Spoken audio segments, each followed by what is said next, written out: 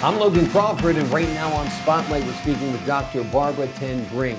Her work is a testament to the simple yet profound truth: life is water, and water is life. Her decades of experience in science education and her ceaseless observations of nature converge in this book, interweaving intricate scientific understanding with evocative artistic interpretations of water, the elixir of life, which is the name of her book. Barbara, so good to see you here today on Spotlight. How are you, Logan? I'm so glad to be back. You're Oh, such well, a you're such a dynamic host. We all love interviewing with you. You don't know, hosts have different talents, and you have the biggest talent. well, thank you so much. Well, you've got a ton of talent yourself between your writing and your painting and all of your other artistic pursuits. That's beautiful back there. I love it. It's a great backdrop. And tell a little bit about what the book is about. We're talking about today, Water, the Elixir of Life. Logan, Mm-hmm. you and I know that, and now your audience will know. I taught science for 50 years. 50 years. So the amazing thing is, I taught science for 50 years. In the state of Texas, you can retire with full benefits after 30. Mm-hmm. And I loved I love the profession of teaching, and I love my content of science. I stayed 20 years past full retirement. Wow. And now I'm writing books. And this book, Water the Elixir of Life, Logan, the reason myself and Mainspring Books chose this of my titles, you remember, Logan, I have 40 titles, Yep. 40 published books, Mm-hmm. and only two treatises: Water the Elixir of Life and Choosing the Path of Teaching. Um, so Water the Elixir of Life is a compilation of 50 years of teaching. You cannot teach science, whether if it's chemistry, it's the chemistry of water. Water is called the universal solvent. If it's biology, you cannot teach bio. Bio means life. You cannot Mm-hmm. teach life without teaching about water. Water sustains this planet. Yeah. And NASA and NOAA, National Organization of Space Administration, and National Oceanographic Administration, both of those agencies search for water, because guess what? We learned 100 years ago water was a cycle, and had, if you needed some, it cycled and you had more. Yeah. That's we know that not to be true because of climate change, habitat destruction, um, pollution. So fresh water is a problem. Yeah. And I wrote this book. Water happens to be my muse anyway. Mm. Logan, I was sitting at the kitchen table one morning before work. I was still teaching, and before work, I sat down and wrote this in one edit. I Amazing. mean, I'm in love with this.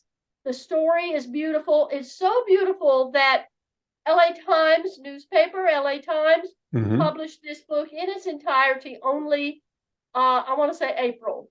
Only Mm-hmm. this year, April, LA Times published this book as an article in its entirety. Amazing. Amazing. It was a beautiful book. I love the artwork on the cover. Tell us a little bit about that. Well, water is my muse. Yep. I didn't know this. I bought a house on a lake and the walls were bare. And I Mm-hmm. started painting. I had never held a paintbrush in my hand before, ever. Wow. And all my paintings are water. She's called Sun Worshipping. She's Mm-hmm. on a dock. You can tell it's a lake, not an ocean. And my book is illustrated with my painting slogan. Mm-hmm. Here she is on the interior. Here's a Yep. little hummingbird taking a shower under a flower. Wonderful. Look at this preciousness. Whoa. Look at this Beautiful. preciousness. Your This is called artwork is wonderful. Summer's Heart. Mm-hmm. The mommy and the little daughter. Oh my gosh, isn't that Yeah. the sweetest I thing? love it. Yeah, it's very bright. It's very uplifting. It's very effervescent. It's a lot like you, Barbara. It kind of is a reflection of your inner and outer being, which is really, really nice. Really, really Thank you, nice. thank you. Well, I'm in love with this book because more than the illustrations, I love my paintings. Yeah. I'm very proud of my paintings. Um, Logan, Mhm. it's also educational to our public. If you ask, go home today and ask your mother, your grandmother, where does your water come from? And I promise you, they will say the faucet. Uh-huh. Probably. So we're not doing a good job in third grade science, Right. or people just miss it. They just take everything for granted. I think water is taken for granted. So I brought a glass of water to our Mm-hmm. show, Sounds good. the Elixir. And what am I going to do with it when I'm finished? Dump it down the drain. I'm not going to give it any thought. Well, we need to give it thought. Yeah. I live in a I live in a desert. I'm in West Texas, as you Yeah. know. We made national news last week for 115-degree heat Amazing. sustained over about 3 or 4 days. So we don't have rain like, oh, I love Virginia and Maine, oh, states that get rain. We don't get Mhm. rain. Right. And water is very valuable. It's a commodity. And I Mhm. talk about this in my book. It's a commodity. And people need to value it. When cities started piping water into our homes, then we just turned the faucet. Yeah. And and we give it very little thought. In fact, our water bill is the least expensive thing that we pay for.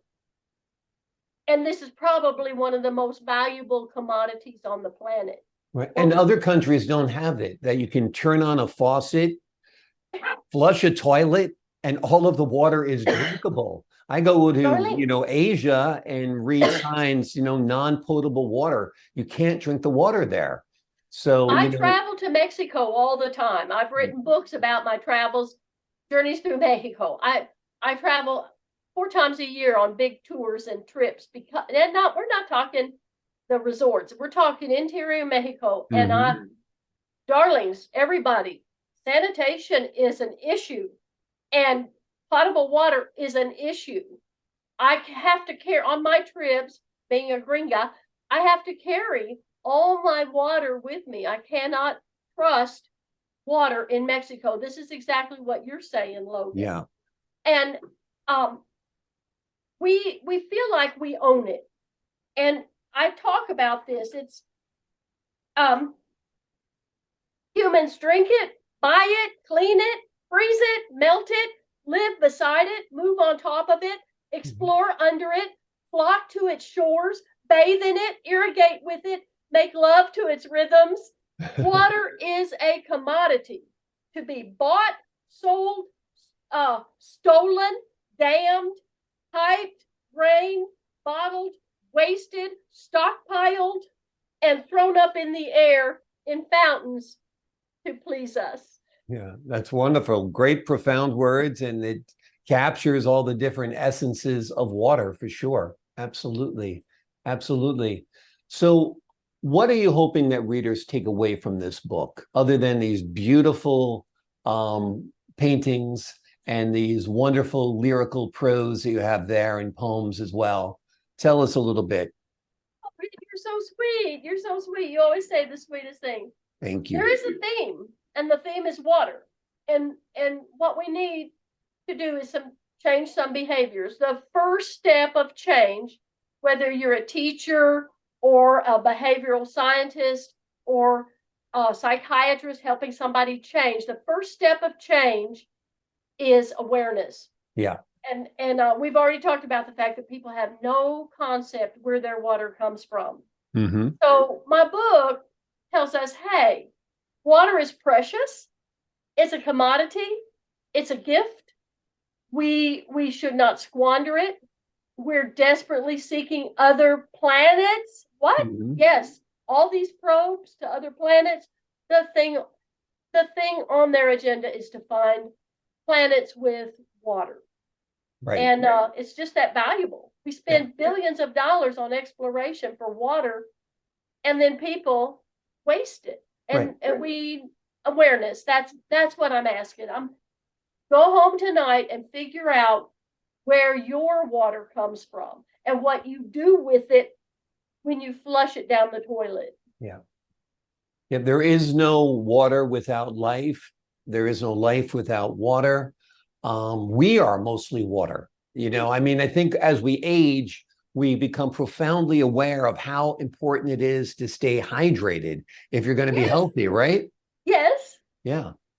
Yeah, it's that important.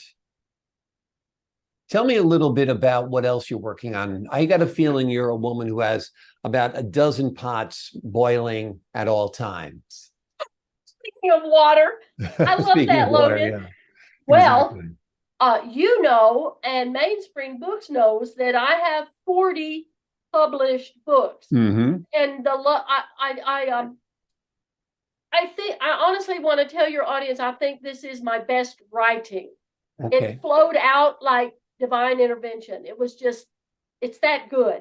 Wonderful. But I have 8 genres, and my favorite genre right now is my biographies of scientists.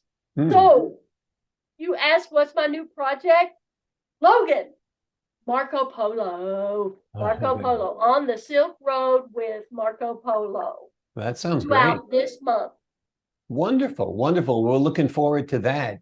I'm sure that's a much more fascinating tale than what we know conventionally from learning a little bit here and a little bit there in school.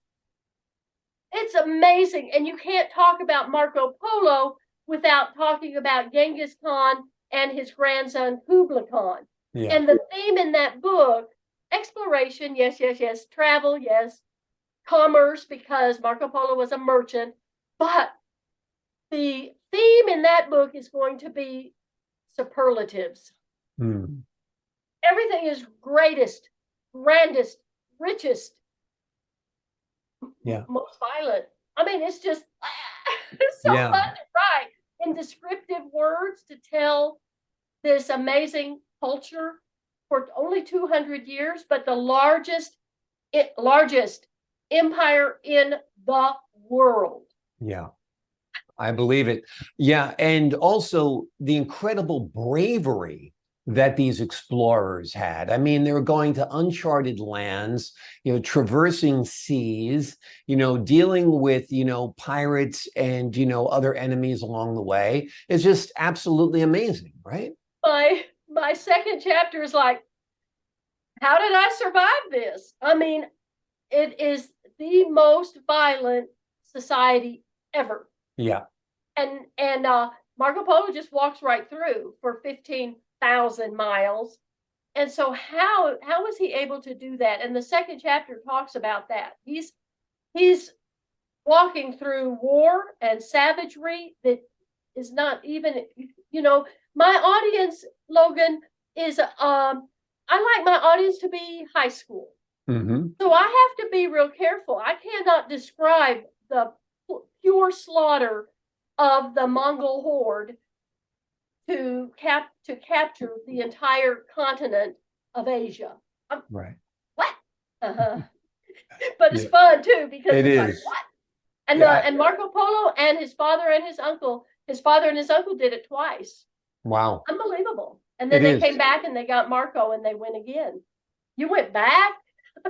Amazing. It was profitable. Darling, it was profitable. Yep. Exactly. And to think most school kids only know the pool game Marco Polo, which drives us all crazy, right? Marco Polo, Marco Polo. It's very, very funny. Well, what does that got to do with anything? Exactly. I guess they're trying to find each other, so they're playing explorers. That's what it's all about. There you go. You know, that's for your next book on Marco Polo. You can add a little subchapter. By the way, the pool game is about. No, I'm only kidding. Well, that's great. And I'm glad to see you today. I'm so happy you joined us again. Beautiful artwork behind you. This book that you've written, Water, the Elixir of Life, is an amazing book. It's a beautiful book. The colors right there on the cover kind of tell it all, kind of show it all. And it's an important read. Hopefully this generation of readers picks it up, looks at it, and makes some changes to what they're doing to our water, because it can't be sustained the way we treat it as if it is a completely renewable resource. It's not. Yep. Yeah. Right. Thank you, Logan. Thank you. And I love the fact when you interview your interviewees, Mm-hmm. you capture so much what they're striving to convey, and I Thank you. appreciate that. Well, Thank you.